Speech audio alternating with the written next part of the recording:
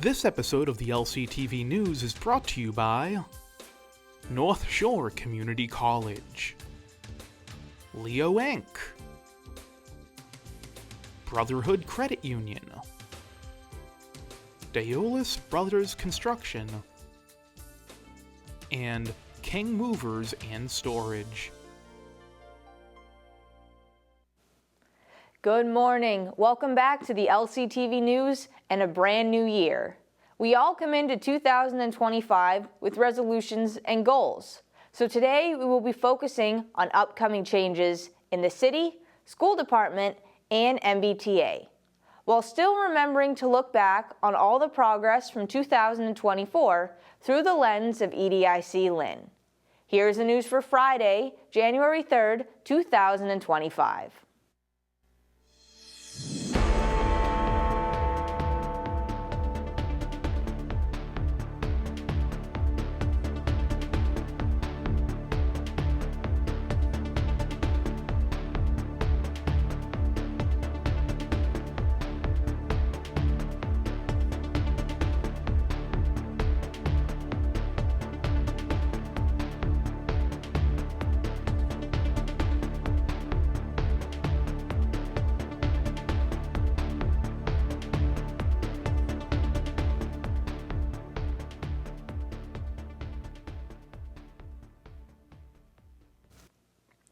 New Year's Day, a holiday for so many, was all business for State Rep. Sean Reid.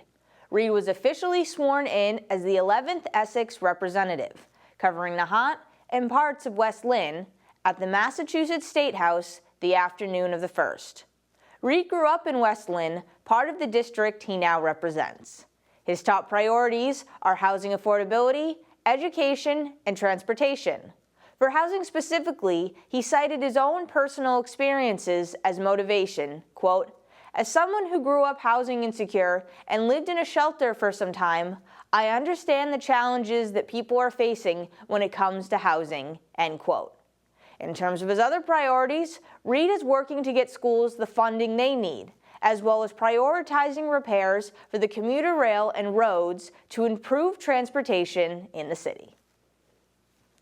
LCTV once again filmed the annual Christmas Eve parade, covering the entire city and totaling 5 hours.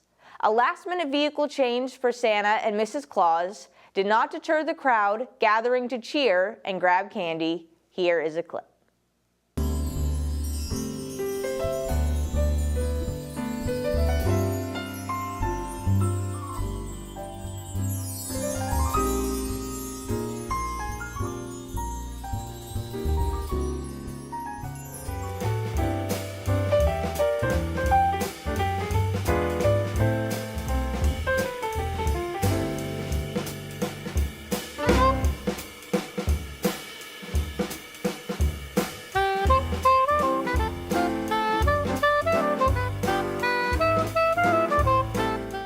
Lynn has been awarded $446,000 in Charles E. Shannon Jr. Community Safety Initiative funding to combat gang activity.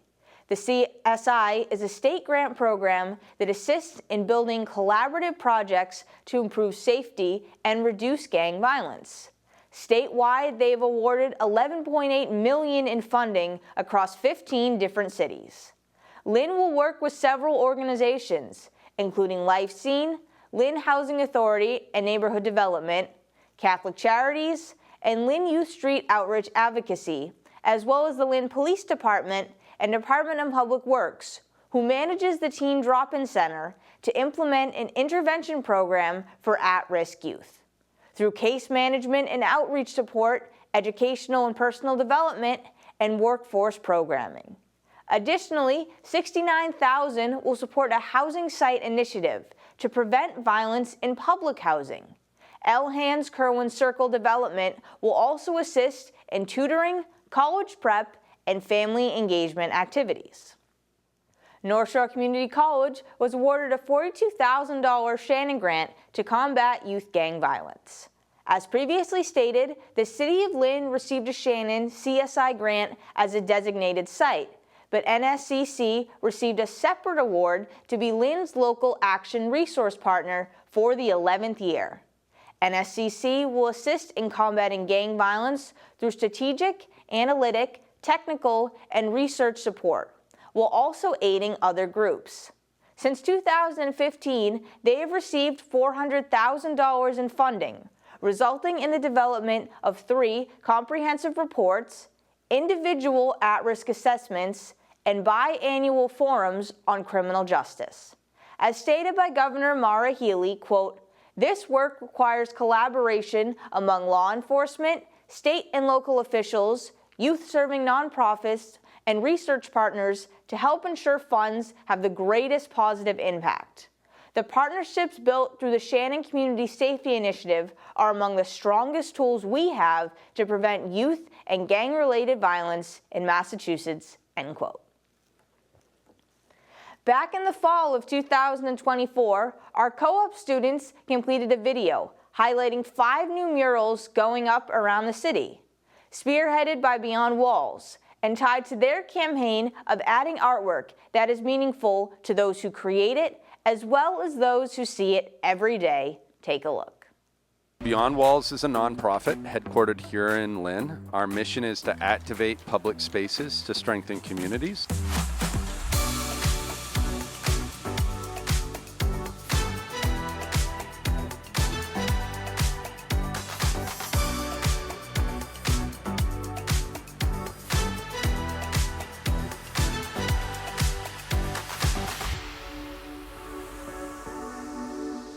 We do things called design response, where we'll try and take a creative lens to what a community has shared as a challenge of their built environment, and that has us bringing in architects, engineers, lighting experts, whatever is needed for that. But what we're most known for and renowned for is putting up really large-scale epic pieces of street art. We curate to the demographics of the cities that invite us in to serve them. And so we have a new group of artists, a new contingent of artists that are here in Lynn right now putting up artwork. The tours today are part of what Beyond Walls does, which is offering tours to the public and tours to youth groups of the street art of the city that we've been installing since 2017.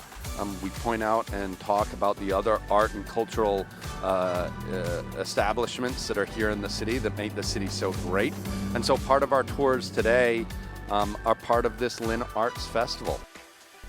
Dominican artist Ruben Oviera created an impressive mural at Bentwater Brewery, completing the piece in a little over half a day.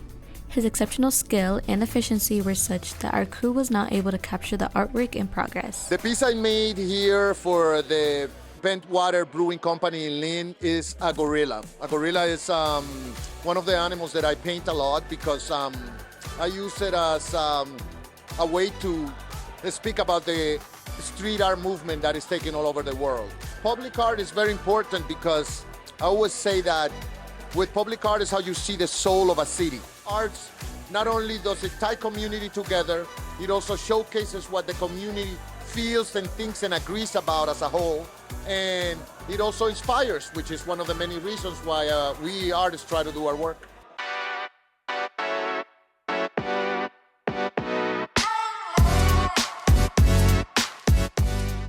Bueno, el significado de mi pieza quiere decir la comunicación entre los niños cuando quieren jugar o quieren compartir sus juegos. Sí. Siento que es muy importante el arte público porque yo pienso que todo el mundo necesita arte para que la gente se eduque un poco y no solo hayan paredes grises en la ciudad, sino también que la gente siempre viva en alegría y viendo cosas bellas en las calles.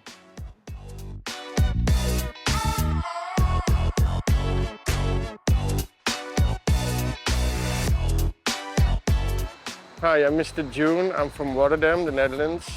They flew me over here to paint this mural, and I'm invited by Beyond Walls here in Lynn.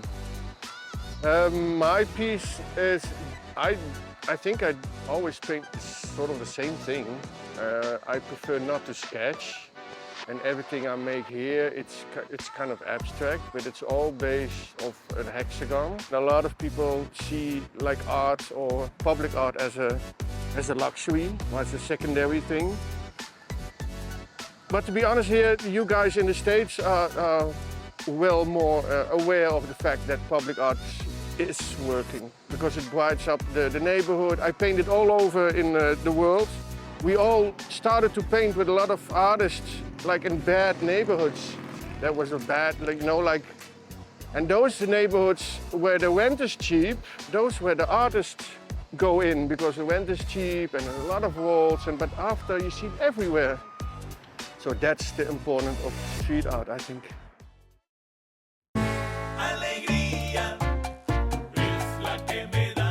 My name is Chris Saravia. My artist name is Golden 305. I was born in Caracas, Venezuela. I've been living in Miami for 32 years.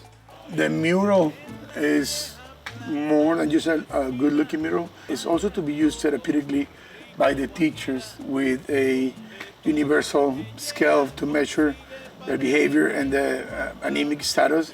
It's called zones of regulation. Red means energetic, overexcited. Blue means sad, worried. And green is when you're ready to learn, when you're positive. Yellow means confused, worried, stressed. But it's so much more than a mural. It's really a tool. So hopefully this helps the teachers in the school system to improve in how to communicate with these kids that are having issues communicating and learning, you know. My name is Bruno Smokey. I'm from Brazil originally. I've been doing this for 21 years. This is my life, my passion. Here we're talking about the connection between us humans and the natural environment, the world, you know, the ocean, and how important it is for us to take care of our Mother Earth. We've been working on this for the past, today's the 4th day. Growing up, I didn't have any access to art. Since I started painting in the street, I see the power and the influence that a street art can cause into a community. You know? And for me, it's more than just a paint on the wall. This is all for you guys that it walks by here every day. That's kind of like the responsibility that I take on my art every time.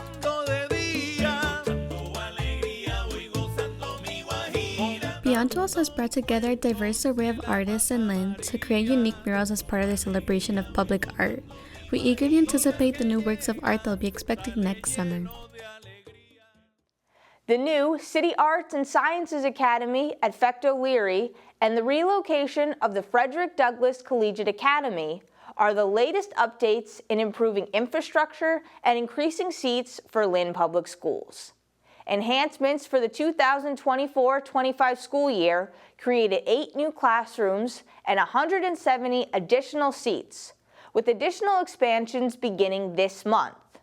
30 half-day seats were converted to full-day seats, with plans to add an additional 30 at Cobbett Elementary. The Early Childhood Center created 3 preschool classrooms and 45 seats and will be opening 40 more this month.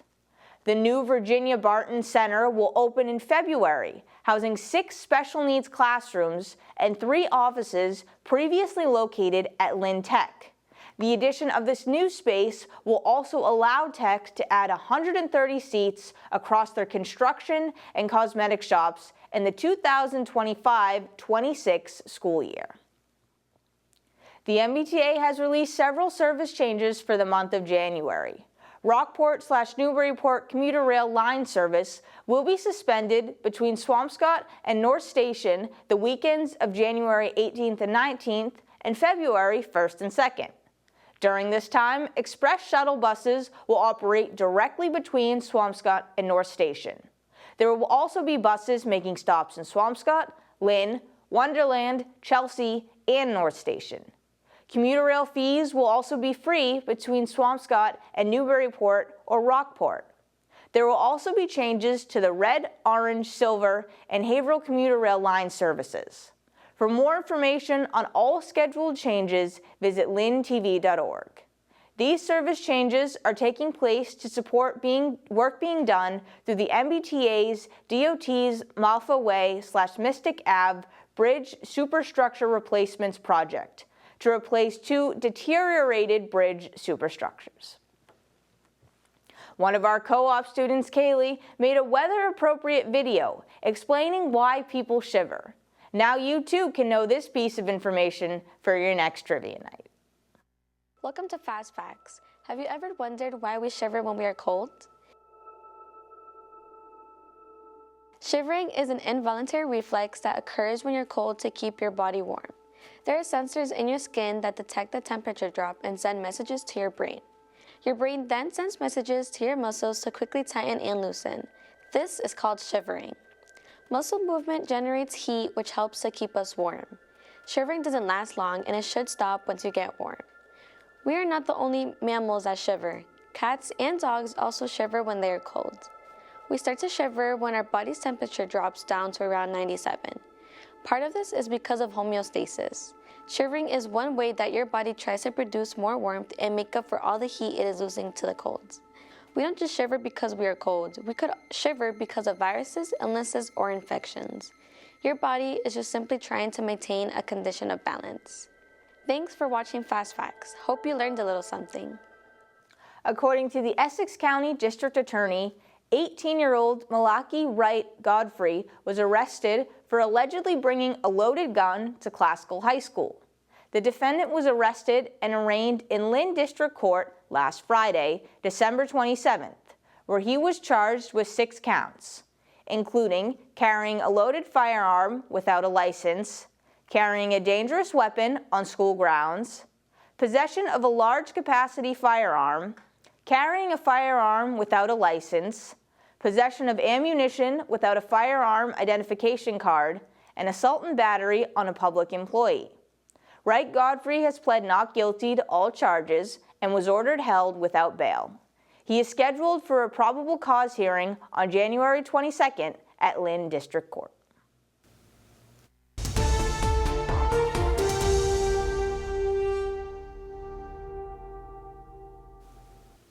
In a classic matchup between arch rivals Classical and English, it was the Rams coming out on top 56-45 to capture the Walter J. Boverini Championship. It was a game of runs. After gaining a 17-11 advantage, the Bulldogs scored 7 straight, ending the half down only 2. From there, the Rams went on a 10-0 spree, but English kept it within 4 entering the final quarter. The Rams laid it all out in the fourth, outscoring the Bulldogs 15-4 in the final 5:30, led by Keisha Perez, who netted 10 of her 20 points in that final stretch for the victory. For the boys, it was St. Mary's hosting the trophy for the 5th straight year in a competitive 61-53 final over Lynn Tech. J.J. Martinez captured tournament MVP as the only Spartan to score in double digits with 21, 7 of which came in the fourth, as St. Mary's turned a 6-point, 48-42 deficit into an 8-point victory. In the consolation game, Kip pulled out the 75-70 win over Classical, thanks to some late-game theatrics by Trotsky Pena, who drained a 3 to pull the Panthers up 73-69 with a minute remaining. From there, a pair of free throws sealed the deal for Kip. As for the girls, St. Mary's claimed victory in the Edmund Murphy Winter Classic 54-31 over South High Worcester. Gaining a 7-point lead by halftime, they pressed the advantage on the shoulders of Bella Awumi, who registered 25 points. Followed up by their 6th victory of the year over Mansfield, 69-52 on New Year's Eve. By halftime, the Spartans had doubled up on the visitors, 38-19, with Mansfield never getting closer than 12 points down in the second. A trio of St. Mary's players broke into double digits, including Juliana Conti with 5 3-pointers and 15 total points. On the ice, St. Mary's defeated Pope Francis 3-0. Megan Donato recorded a shutout between the pipes as Emma Doucette netted 2 goals. Their boys' team fell in a tight contest, 1-0 with Xavierin on the first. The Celtics have been shifting up and down lately, pounding the Indiana Pacers 142-105 before falling to them 123-114 on December 29th. It wasn't even a contest as they routed the Toronto Raptors by 54 points, 125-71 on the first. They were up 10 by halftime and 37 by the end of 3, thanks to a 45-point third. Boston could have recorded a scoreless fourth quarter, and they still would have won by over 30 points. 7 Celtics scored in the double digits, including a 19-point, 6-rebound night by Peyton Pritchard. Over the weekend, the Bruins shut out the Columbus Blue Jays 4-0. 4 different Boston players scored, including what would be the game winner on a loose puck redirected by Justin Brazos 2.5 minutes into regulation. They fell to the Washington Capitals 3-1 on New Year's Eve. EDIC Lynn was busy in 2024 between buying the VA clinic building and beginning the largest investment in the city's history with the South Harbor project. Their executive director, Jim Cowdell, came back on the lowdown to give a recap combined with plans going into this new year, reflecting on the impact from COVID and what they have done to help small businesses not just survive, but thrive.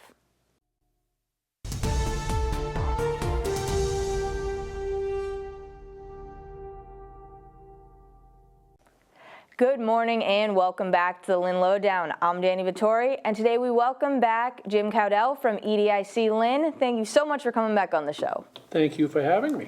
So you're here to talk about multiple projects that EDIC has in the works, but first of all, do you just want to really introduce your mission and what you do in the community? Sure. Jim Cowdell, product of Lynn, born and raised here, lived here my whole life, will die here, hopefully not soon. EDIC, we've been around since 1977. It was created by the state legislature.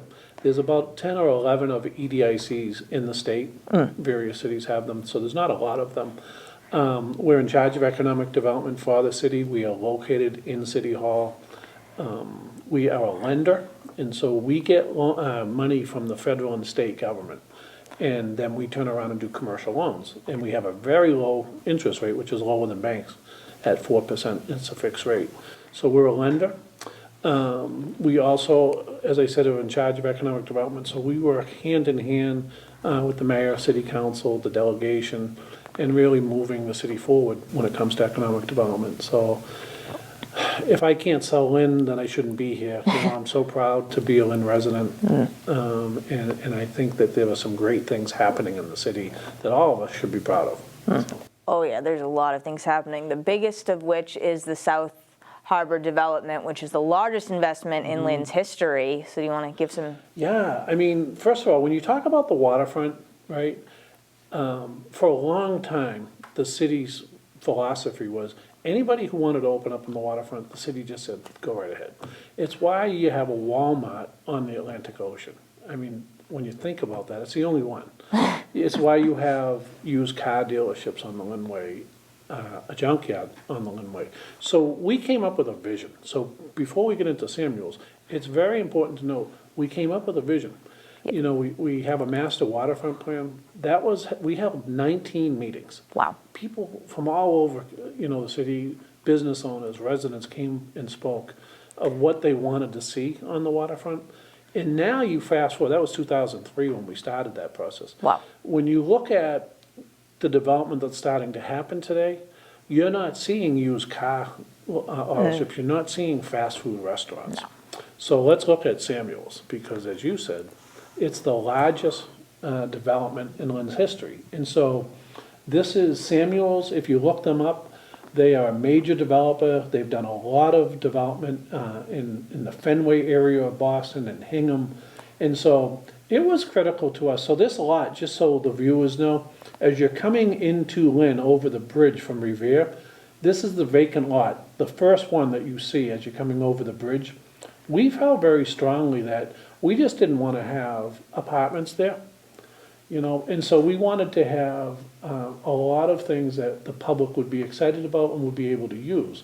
So part of the project will be the creation of an 8-acre public park, and so I think that's awesome. It will have a corridor of restaurants and shops where people will come down, you know, to really activate that space. 10% of the units there will be affordable. It's the only waterfront project on the North Shore that has affordable housing associated with it. And as you said, it's the largest private investment in Lynn's history. It's over $400 million. When it's done, it'll probably be closer to $500 million. They will pay $120 million in real estate taxes over 30 years. and there will be 850 units of mixed income housing. And so that's looking at it from the Revere perspective, right? Yeah. So right now, today, it's a vacant lot. Look at what it's going to be. And that's definitely going to happen. You know, the city council approved it, the mayor approved it. Now they're getting their state permits. So it's a whole different, it's the gateway to the city of Lynn. It's a whole different picture of what we are all about. So we're excited about that. That's a huge project. When will it start? We're probably about 16 months away from actual start. Yep. But getting closer and closer every day is a step forward. So we're excited about that. And they came to us, Yeah. and that's what we're seeing now. I spent a lot of time chasing developers, and the pendulum has completely swung where developers are now chasing us, and so it's really a good feeling. Yeah. Yeah, so we're excited about that. You need to know you're going to totally transform what it looks like now versus what it's going to become. Yeah, I mean, I'm old, but the last use of that lot, it was the Harbor House. It was a hotel. That's got to be 40 years ago. Wow. At least. And so it's just been a vacant lot, not utilized at all. And it's the first thing that people see when they're coming into our city. Yeah, from Whether Revere, they, are stopping in Lynn or they're going to Swampscott, Marblehead, that's the first thing that they're going to see. And so we feel like this will change everything. It's a game changer. Oh, And you're seeing other development along the Linway, right? So, definitely. up by North Shore Community College, there's a $115 million development that has happened. And so things are happening, as I said. You said development's happening. It's happening everywhere. Yep. And there's both businesses and establishments that are really rebounding from how low it got during COVID. Yeah. So you're starting to hit the highs in both in employment and then the establishments that we have in Lynn. So COVID was the worst thing I ever saw as far as affecting businesses. You'd have to go back to the Great Depression to find something that impacted businesses like COVID did. 1 out of 4 restaurants across the country went out of business forever. Wow. And never to open their doors again. And so when you're looking at the employment numbers in Lynn, 2020, there's a significant drop, and there's the chart there, right? So you can see these are the employment figures, right? So from 2019 to 2020, you can see a drop of almost 3,000. But now you can see the bounce back, right? And so, and businesses were devastated from COVID, but you can see the numbers have grown. We're back now to the pre-COVID numbers. And then, so those are the total employment numbers. But then we get asked all the time about, how many businesses are in? Are we growing? Are we shrinking? And so I thought it was important to show the total establishments in the city. And so you can see steady growth, right? So this is the number of businesses in the city, right? So you can see from 2020, which was the COVID year, you can see each year the number of establishments have grown. And so really when I was younger, right, Danny, we had big, large employers. You had GE. After World War II, they had almost 30,000 employees. Today, they're still our largest employer. But when you're looking at the city of Lynn, the last few years, we got Kettle Cuisine. They brought 100 jobs. Today, they have over 500. Market Basket brought 400 jobs with them. So those are what we call home runs in the economic development world. Okay. But that graph that the viewers just show, small businesses is driving the economy in Lynn, right? Right. And so you're seeing the number of establishments in the last 4 years have steadily grown. So there's more businesses growing, opening up in the city, and that's what's driving the economy right now. And that's where EDIC plays a role. It's more the small businesses. Yeah. Market Basket, Kettle Cuisine were EDIC projects, but those are few and far between to land a large employer. It's the person that comes in every day to EDIC wanting to open up a small business, that we try to help. Yeah, and you help them so much with the loans and everything. And the other thing that came into that was transportation. How people are coming in and out of the city, adding back in the ferry to try to alleviate some of the congestion on the roads. There are more cars on the road. Yeah. I mean, it just seems like all of a sudden to get from A to B is a problem. I had to go into Boston yesterday, right? Right. Usually it takes me about 35, 40 minutes. It took me an hour and 40 minutes yesterday. Oh my gosh, yeah. You know, and so, and then just getting around the city of Lynn, you know, there's a lot of cars. But for the people that go in and out of Boston, you know, the ferry is up and running. Historic numbers, you know, just for the summer months, just for June, July, and August, we had over 30,000 commuters. Wow. Yeah, and so for the first time this year, we had weekend services. Yeah. And so it was such a home run, and, you know, it's only a 30-minute ride. You leave Lynn, and you land right near everything in Boston, 30 minutes, right? And so it was used. And the other thing we try to educate folks about, and it's starting to catch on, in the summer especially, where you're looking for things to do, you could take a ferry ride from Lynn, go into Boston, 30 minutes, right? Yeah. Literally take a 30-second walk, get on another boat, go to P-Town, go to the Harbor Islands. It opens up all the water transportation, and so we're excited about that, the ferry. Tom McGee, who's a former mayor, former senator, he kind of created this drive way back in 2006. He's now the chairperson of the MBTA Board of Directors, so that helps us. Yeah, So, definitely. you know, we have dreams and hopes. You know, the next step of that is we want to, down at the ferry site, we want to put a 2-story building there. And the first floor would be like a small coffee shop for the commuters. The harbor master office would be there, perhaps a fire department safety training office. They do a lot of water trainings down there. But the second floor, we would love to have a restaurant there. Ooh. Because that will bring people, you know, to the waterfront. And with the goal that some, you know, as things progress along our waterfront, folks would come from Boston to Lynn, not only Lynn to Boston. You know? Right, yeah. And so, no matter what metric you use, the ferry has been a home run and a success. It definitely will be back next year. I don't know the dates just yet, probably like April through November, but I'm just guessing, so I don't have that solid yet. I'm sure we'll have weekend trips next year as well. So, you know, so that'll happen, yeah.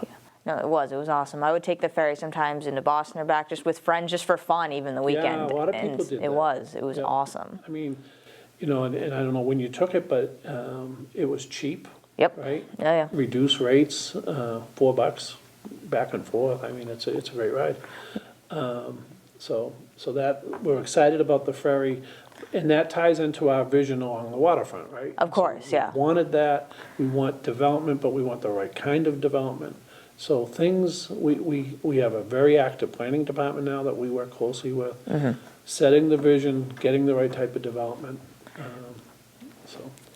We definitely have a very clear vision of what's happening. It all connects, and I do have to wrap up now, but I just want to thank you, Ann, for coming on to tell the community about all this upcoming exciting work. Danny, thank you, and thank Lynn Community TV. You're doing a great job here, and a very important piece of the city of Lynn, so thank you. Okay, thank you, and of course, anytime. And once again, I'm Danny Vittori. This has been the Lynn Lowdown, and we'll see you next week with more guests.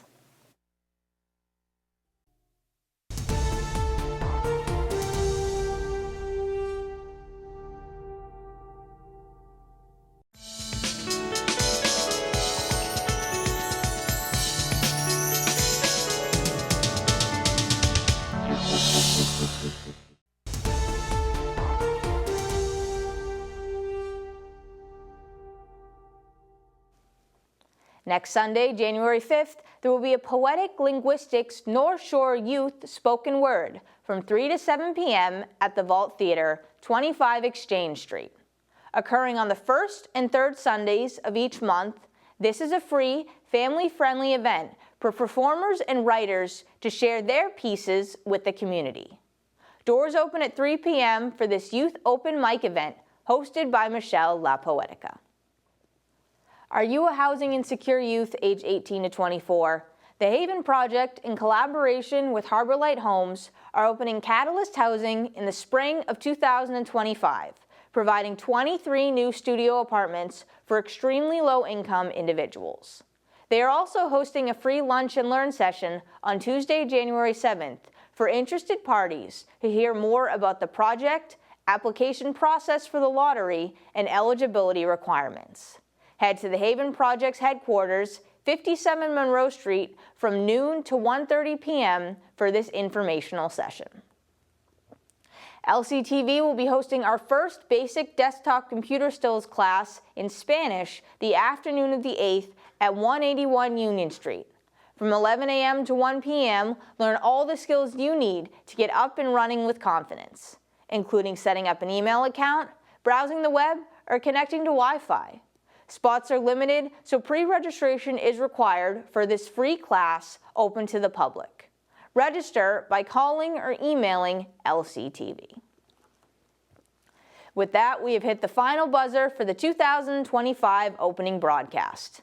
A new year brings the potential for new activities while bringing back age-old classics such as the New Year's Day Polar Plunge. As always, stay updated on all the happenings in Lynn by following us on social media at Lynn Community TV. For our complete community calendar, press releases, and videos on demand, head to lyntv.org. If videos are your sole focus, then Lynn Community Television on YouTube is the place for you. I'm Danny Vittori, this is the LCTV News, and welcome to 2025.